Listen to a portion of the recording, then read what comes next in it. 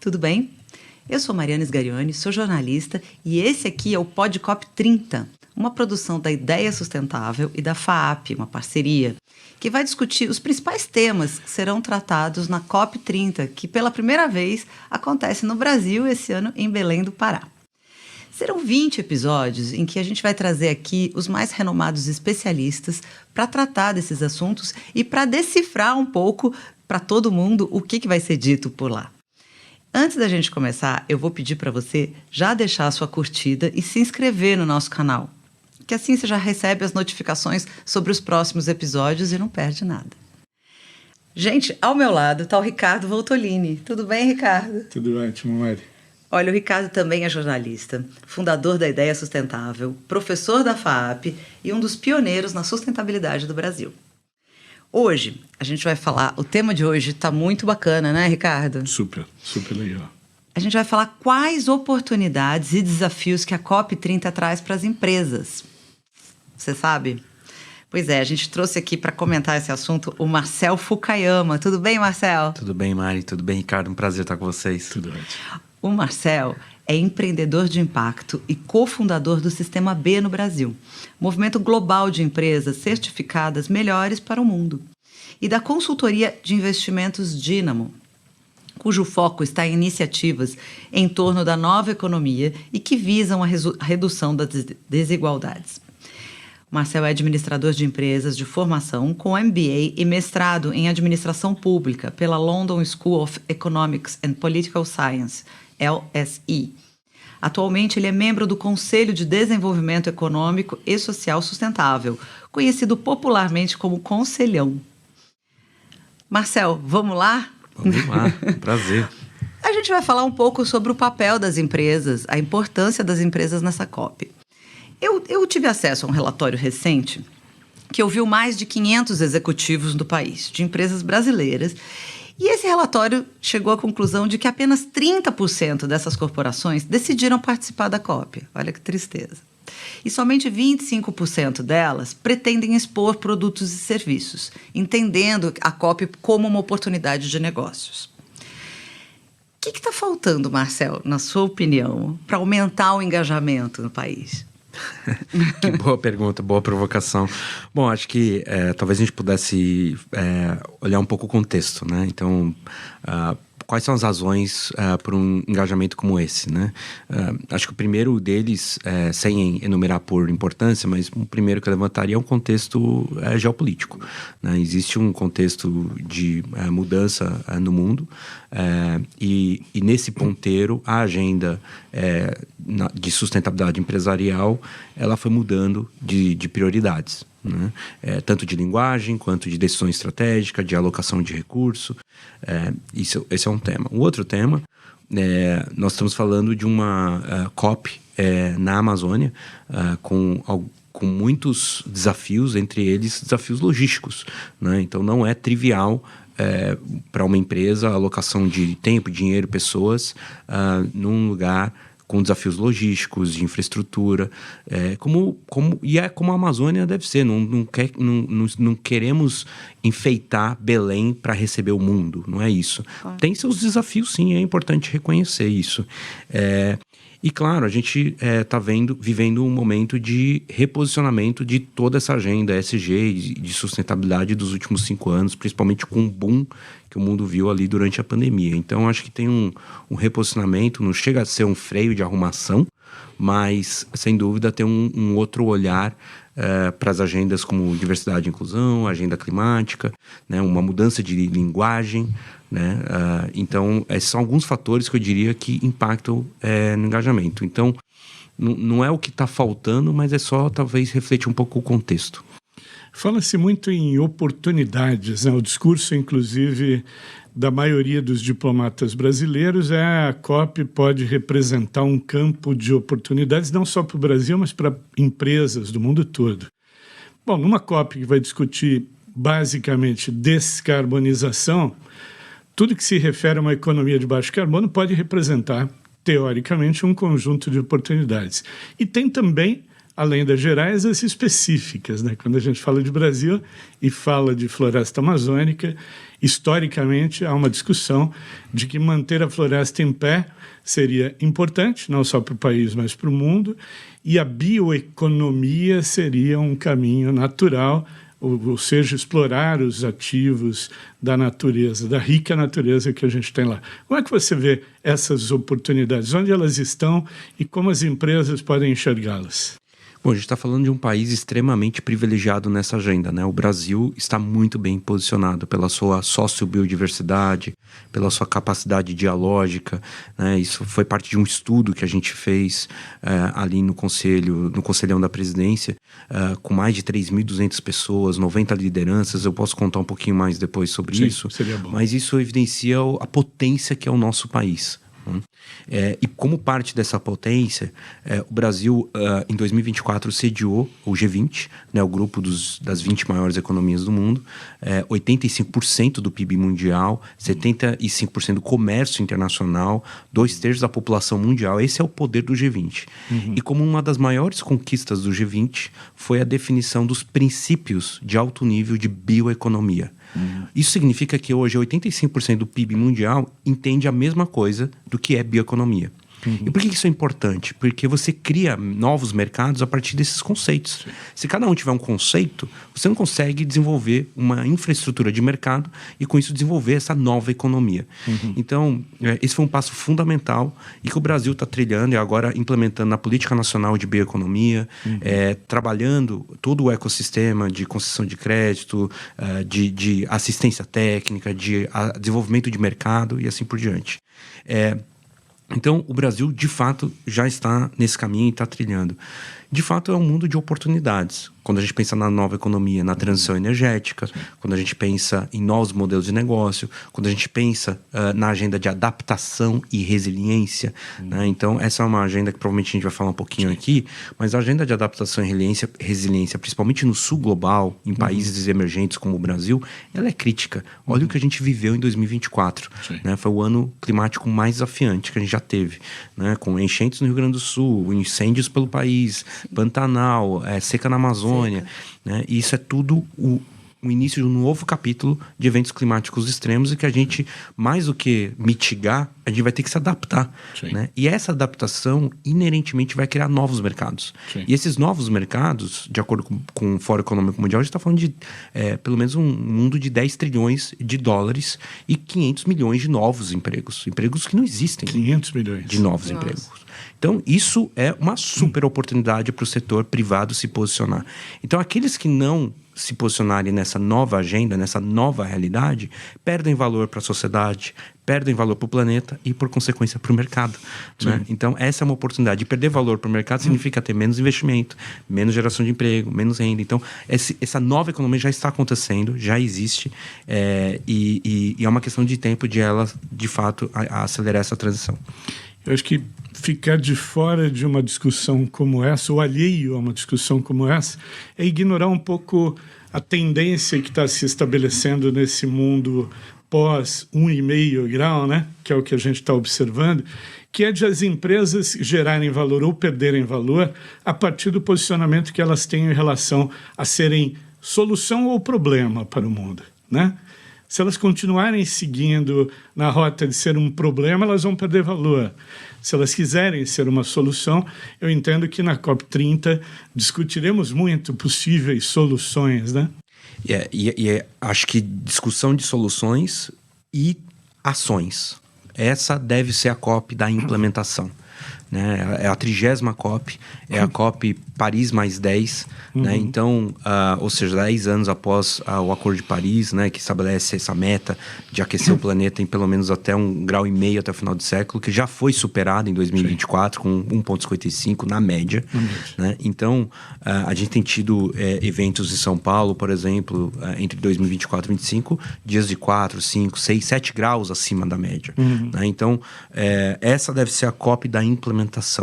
E nessa COP da implementação, a gente vai ter que tomar decisões muito duras e reais sobre financiamento dessa agenda. Isso, quando fala de financiamento, a gente também está falando de subsídio. Sim. Não adianta a gente estar falando de oportunidades para a nova economia se a gente ainda está incentivando a velha economia. Nós estamos falando que o mundo hoje coloca 7 trilhões de dólares por ano em subsídio ao combustível fóssil.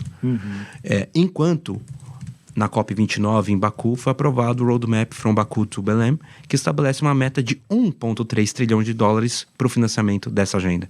O que é 1,3 versus 7 trilhões por ano? Sim. Então, enquanto a gente está aqui falando, vamos falar das oportunidades dessa nova agenda e financiamento, a gente precisa construir e desincentivar a velha economia, né? E promover essa transição. Eu acho que também, se a gente pensar a COP como a COP30 como a COP em que os países terão que renovar as suas ambições, as suas metas, né, a cada 5 anos, vai coincidir de ser no Brasil. Há uma grande expectativa de que essas metas sejam mais ousadas ou não conseguiremos, né, deixar de ultrapassar o limite considerado ali seguro de aumento da temperatura média. Mas a questão é, na medida em que um país estabelece um compromisso ou uma meta, as empresas desse país também têm que seguir neste mesmo compromisso, né? Não faria sentido se a gente está discutindo que o desafio é mudar o modo de produzir e consumir, né? Então, além de consumir, tem como as empresas também vão produzir.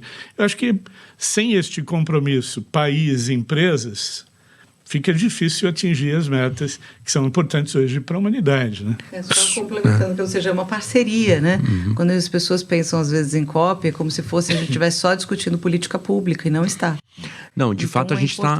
Eu queria só que você falasse que, assim, nós estamos falando dos dois lados, privado, público e o privado. Com certeza, também. Porque o setor privado é quem vai dar a escala e execução a essas ações. Sim. E vai trazer inovação, vai trazer investimento, vai trazer a execução desse plano. Então, o que o Ricardo fala me lembra muito do primeiro mandato do presidente Trump nos Estados Unidos, quando ele tirou os Estados Unidos pela primeira vez Sim. do Acordo de Paris.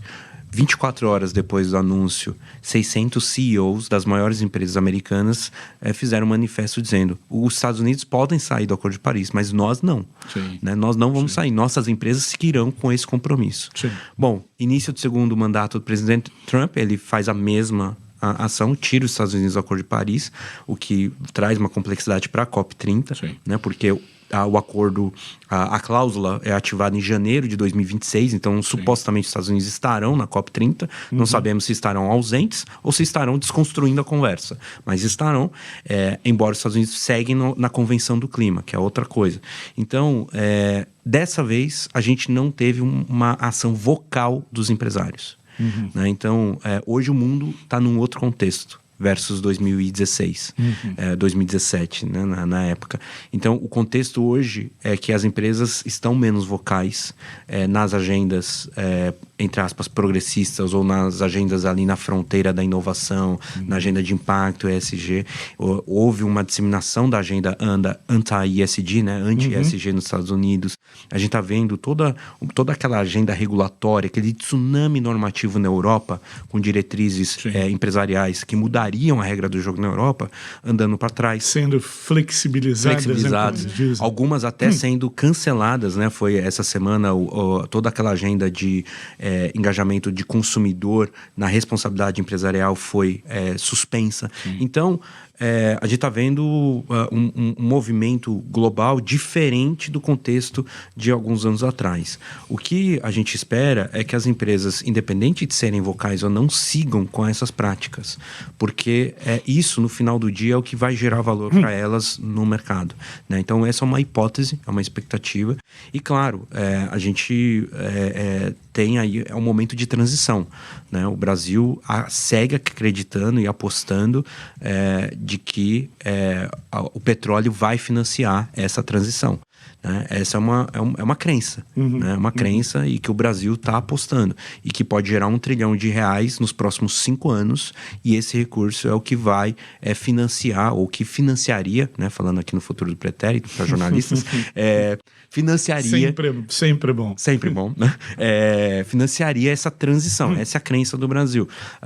O que a gente precisa é trabalhar para viabilizar um ambiente institucional mais favorável para que esses novos mercados sejam criados. Esses movimentos anti-pró-sustentabilidade, ESG, os nomes variam ao longo das 2 décadas, são cíclicos, né? Vamos chamar de pendulares, né? Então eles vão para lá e voltam para cá. O que não é pendular é o aumento da temperatura média do planeta, né? Então a gente não está exatamente entendendo a urgência desse tema. É isso que a gente tem tratado aqui nos nossos podcasts também. Falta senso de urgência. Falta sensibilidade, falta esse senso de urgência, falta uma visão de longo prazo, falta uma visão de bem comum, falta uma visão de criação de bens públicos. Foi como se a gente tivesse se desconstruído e para trás nos últimos anos. Para a gente ter uma ideia, se o mundo quiser cumprir o Acordo de Paris e voltar para a rota, a gente teria que reduzir a atividade econômica ao patamar do segundo trimestre de 2020. Que provavelmente todo mundo lembra aqui o que aconteceu. Sim. Mais de 1 bilhão de pessoas em lockdown em casa. Em casa. Né? Então, reclusas. É viável essa realidade? Claro que não. Não é viável. Claro que não. Então, a gente vai ter que trabalhar numa agenda de adaptação, de resiliência. Os fenômenos climáticos extremos serão cada vez mais comuns. Então, diante dessa realidade, em um país em que 1/3 do PIB vem do agro, né, e o agro depende muito do fenômeno climático, né, da agenda climática, e que vai expor muito esse setor econômico, como que o Brasil vai reagir sobre isso? Essa é um desafio, né? Você tem toda uma cadeia de valor, um dos países principais produtores de alimentos no planeta, sim, exposto. Então, essa é uma realidade que a gente tem que refletir e ela vai doer e vai gerar mudanças, esperadamente por amor, mas inevitavelmente por dor. Marcel, tem uma pergunta aqui dos alunos da FAAP. Opa! Na sua visão, quais são os setores da economia brasileira que têm maior potencial para liderar as ações climáticas concretas na COP30? E o que falta para isso acontecer? Boa pergunta. A gente estava conversando há pouco aqui sobre bioeconomia ou sociobioeconomia. Sim. Não há dúvida de que há uma maneira diferente da gente desenvolver social e economicamente a região da Amazônia, né? E na Amazônia, como a gente conhece hoje, existem 20 milhões de pessoas. Então não adianta o discurso do desmatamento zero e deixar 20 milhões de pessoas para trás. Então a gente precisa de uma alternativa, claro, um novo modelo de desenvolvimento. E a sociobioeconomia oferece isso, né? Então, sem dúvida, o Brasil pode, com a cadeia do açaí, a cadeia do cacau, entre outras espécies, o Brasil pode, de fato, gerar valor para o Brasil e para o mundo, a partir dessa nova lógica. Então, eu diria que esse é um caminho, e o Brasil está começando a trilhar esse caminho. O que falta? Falta mais política pública, sem dúvida. O arcabouço dessas políticas públicas está acontecendo, né, como a política nacional de bioeconomia, uma delas, mas tem outras. Você tem financiamento, né, o Fundo Clima, o Fundo Amazônia. O Brasil foi um dos países pioneiros em emitir títulos para essa agenda, né? O programa EcoInvest, que emitiu 10 bilhões de reais no primeiro leilão para isso. Então, acho que a agenda de financiamento está acontecendo. Por que não chega ou chega lento nas realidades? Então, a gente está falando de um lugar que é muito desafiante do ponto de vista geográfico e de infraestrutura. Então, imagina você lá no Banco da Amazônia para fazer o acompanhamento do microcrédito do produtor que está ali na Amazônia, você vai ter que tomar um barco 13 horas de viagem para ir, 13 horas de viagem para voltar. Então, a assistência técnica, que ela é fundamental para esses produtores que vem junto com o crédito e o acesso ao mercado, ela é importante, né, o financiamento, mas ela é insuficiente. Então, precisa vir acompanhado desses outros elementos. Essas são, eu diria, algumas barreiras ou impedimentos que a gente tem para essa agenda acontecer, né? Você tem o Plano Safra, que ainda tem uma abordagem extremamente tímida com relação à economia de baixo carbono, pode ser mais do que oferece. Você tem o Pronaf, que também pode ganhar mais escala para esses produtores. Então, não há dúvida de que sem política pública isso não vai acontecer na escala que a gente precisa. O que a gente também precisa é investimento de empresas que podem fortalecer a sua cadeia de valor a partir desses produtores, né? E isso significa investimento na cadeia produtiva, produtiva, o que também não é trivial. E um outro desafio é o custo de capital no nosso país. Claro. Né? A gente está falando de aqui, enquanto a gente está conversando nesse podcast, o Banco Central elevou a taxa de juros a 15% ao ano, né? O que faz o custo de capital disparar. Essa semana eu estava num debate, está acontecendo a London Climate Week, né? Houve um debate ali de casos de sucesso na agenda de adaptação e resiliência, e um dos casos de sucesso mostrava um retorno para os investidores de 10% ao ano. Num país com 15% de taxa básica, como é que nós vamos atrair investimento internacional? Né? Então, o custo de capital no Brasil ele não é trivial.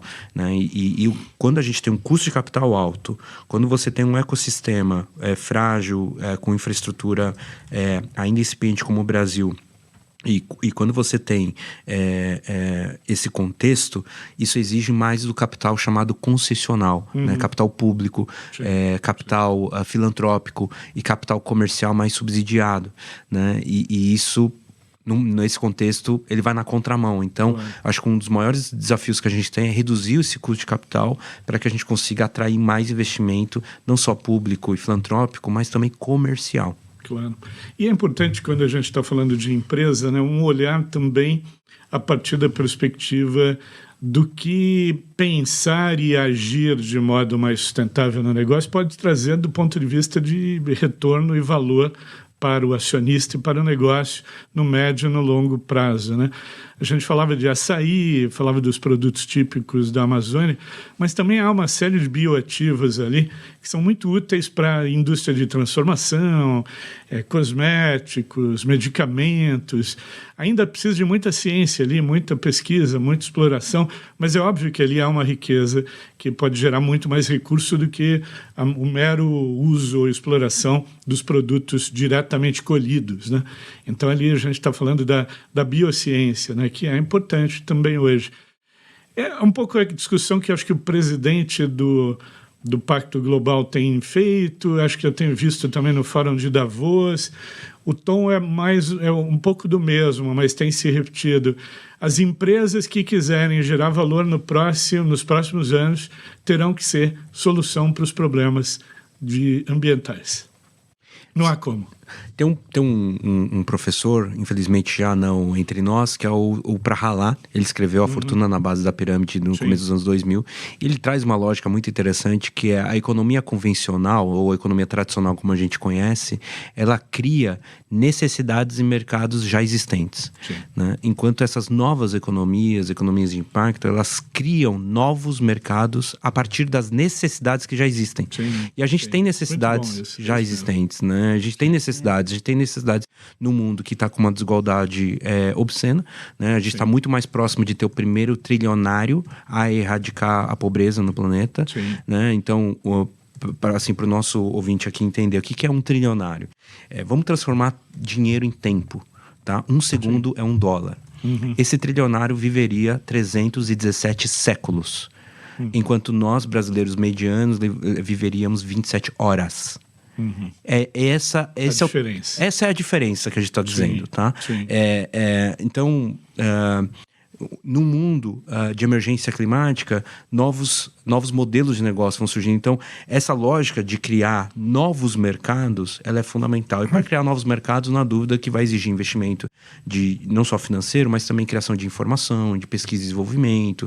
Então, eu vejo assim, empresas como o grande vetor da criação desses novos mercados. A gente já tem aí algumas histórias para contar em transição energética, em reforma habitacional em favelas, em soluções para longevidade no mundo, em que o Brasil vai ser, em 5 anos, um dos países mais seniors do mundo. Então, isso traz uma série de complexidades na saúde pública, na infraestrutura do país e assim por diante, né? Então, são todas necessidades que existem. Então, aí, batendo na porta, qual é o mercado que a gente vai criar? Como vamos criar esses novos mercados para o desenvolvimento? E as empresas podem, sem dúvida alguma, trabalhar nisso. O que você espera ver quando terminar a COP30? O que seria um bom resultado pensando do ponto de vista da participação de empresas? Vamos falar um pouquinho das empresas brasileiras. É provável que a gente tenha ali uma certa representatividade dos segmentos mais importantes do empresariado brasileiro. O que seria um um bom resultado, assim, que te daria uma satisfação ao final de um encontro tão importante como esse? Olha, acho que alguns. O primeiro, quando a gente fala do setor empresarial brasileiro, acho que é a grande vitrine, né? Um resultado esperado seria uma grande vitrine mundial de que as empresas brasileiras, mais do que sensibilizadas, já estão instrumentalizadas e prontas para acessarem novos mercados globais por esse posicionamento já alinhado com essa agenda. Né? Eu acho que essa é a primeira coisa. A segunda coisa é que o Brasil também seja uma grande inspiração, seja por meio de políticas públicas como o Plano de Transformação Ecológica, seja o Brazil Investment Platform, ali como o BNDES, seja outras iniciativas, mas que o Brasil seja uma plataforma de que o poder público, o setor empresarial estão trilhando esse caminho juntos e que somente juntos a gente vai conseguir. E um terceiro, e aí eu não limitaria isso ao Brasil, mas sim a todo mundo, que os investidores comerciais entrem no jogo. Hoje não entraram. É verdade. Não entraram. Isso já foi mencionado aqui em outros episódios. Sem dúvida, isso é necessário. A gente teve, durante a COP26 em Glasgow, a criação do GFANZ, que foi desmontado recentemente, ou pelo menos reduzido muito a sua participação. E não há dúvida que 1,3 trilhão por ano em financiamento não será possível somente com capital público ou filantropia. Claro, né? Claro. Então, e outra, a gente também está entendendo que essa agenda é mais complexa. Ela não se trata apenas de redução de danos ou loss and damage, né? De perdas e danos, como foi há algumas COPs atrás. Ela não se trata apenas de mitigação. Ela vai precisar trabalhar adaptação e resiliência. E quando a gente fala de adaptação, há uma previsão que desses 1,3 trilhão, pelo menos 300 bilhões sejam apenas de adaptação. Então, a agenda de adaptação, ela é onerosa e ela vai ser necessária para a criação dos novos mercados e, para isso, vai exigir capital comercial. Sem dúvida. Né? Então, para mim, seria êxito da COP30 que o mundo conseguisse sensibilizar e construir uma aliança com investidores comerciais para o financiamento dessa agenda. A gente tem visto mais o investimento dos bancos multilaterais, né, dos organismos multilaterais, dos bancos de Estado, dos bancos de governo, dos bancos centrais e menos dos bancos comerciais. Né? E eu diria que a gente precisa atrair os bancos comerciais, mas a gente também precisa atrair os donos de capital. Então, onde estão esses fundos de pensão? Onde estão os fundos soberanos? Onde estão esses donos do capital que, no fim do dia, é quem dá o mandato para os gestores de capital colocarem dinheiro? Porque, às vezes, o gestor quer fazer a mudança ou a alocação do capital, mas ele esbarra no seu mandato de risco e retorno. É verdade. Né? Então, a gente precisa evoluir primeiro, a gente precisa evoluir na questão fiduciária, né, do mandato, para incluir impacto. E, segundo, engajar os donos de capital. Nesse sentido, só para compartilhar com vocês, dias 4 a 6 de novembro vai acontecer, na pré-COP, aqui em São Paulo, o PRI in person. Né? O PRI, Principles for Responsible Investment, ou Princípios de Investimento Responsável, é uma iniciativa das Nações Unidas que agrega 5 mil investidores que têm 12 trilhões de dólares sob gestão. Então, a gente está falando do mainstream, dos investidores comerciais. Então, eu falo nós, porque eu faço parte da governança disso, estamos trazendo isso para o Brasil, dias 4 a 6 de novembro, e nós vamos ter toda uma rota de desenvolvimento de hoje até novembro para o engajamento desses investidores comerciais. Então, sem dúvida, isso vai dialogar, inclusive, com o círculo de ministros das finanças, muito bom, que alimenta a trilha de negociação. Né? A COP30 tem 3 trilhas, uma delas é de negociação, que vai tratar da revisão dos NDCs, como o Ricardo lembrou bem, e o financiamento climático. Né? Então, o engajamento dos investidores comerciais, sem dúvida, é crítico. Ou seja, a gente está falando de oportunidade, né? Então, assim, agora acabamos de trazer uma.